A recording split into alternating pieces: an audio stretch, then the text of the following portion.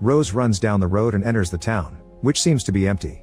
She sees a small figure running by and Rose follows her into a dark alley. At the same time, a siren starts wailing through town. A heavy darkness takes over the alley and Rose takes out her lighter, which doesn't help much.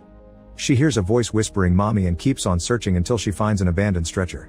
Someone moves again nearby and Rose follows again, but she freezes when she finds a mutilated person wearing mining gear and hung on the fence by wires that make it bleed all over the floor. Suddenly a monster called Grey Child appears behind her and glows when it tries to touch her.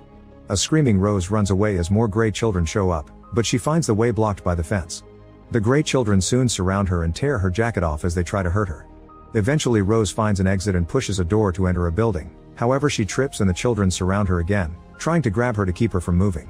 Rose yells in fear and the children start disintegrating as she passes out. Moments later Rose wakes up inside an abandoned bowling alley where music is playing. She immediately runs out and tries to leave the town, only to find an abyss of fog cutting the road off.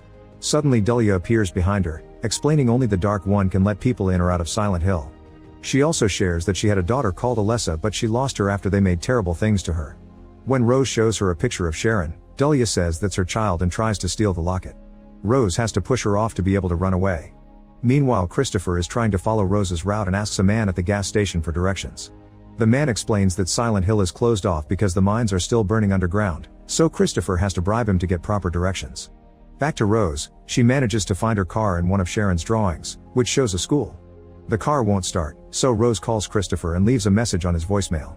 At that moment Sybil shows up and arrests Rose, then she tries contacting her station but her radio isn't working.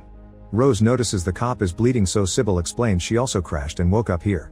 In the meantime, Christopher keeps driving while listening to Rose's message, which is mostly static. Eventually he finds the fence that Rose drove through and a bunch of cops blocking the bridge. He explains the situation and Inspector Tom